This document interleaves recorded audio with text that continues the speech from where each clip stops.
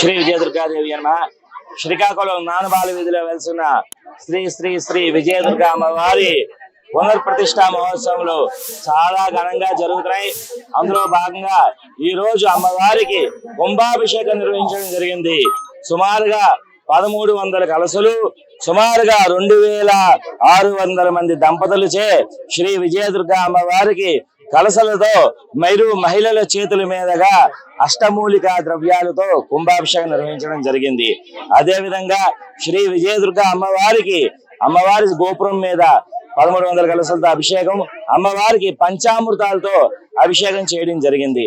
ఈ కార్యక్రమంలో అధిక సంఖ్యలో మహిళలు, భక్తులు పాల్గొని ఈ కార్యక్రమం చాలా జయప్రదం చేశారు.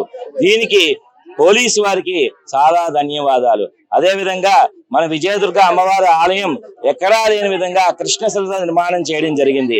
అమ్మవారి యొక్క విగ్రహం ఆనాటి అయోధ్య బాలరాముడి యొక్క విగ్రహం ఏ శిలతో అయితే చెక్కించారో ఆ శిలతో చెక్కించడం జరిగింది. అదే విగ్రహానికి ఈ రోజు అమ్మవారికి పంచామృతాలతో చాలా మంది విశేషంగా మహిళల చేతుల మీదుగా అభిషేకం నిర్వహించడం జరిగింది. ఆలయ అర్చకులు ఆరవిల్లి సూర్యనారాయణ శర్మ, ఆరవిల్లి ఫణికుమార్ శర్మ ఆధ్వర్యంలో ఈ కార్యక్రమం నిర్వహించడం జరిగింది.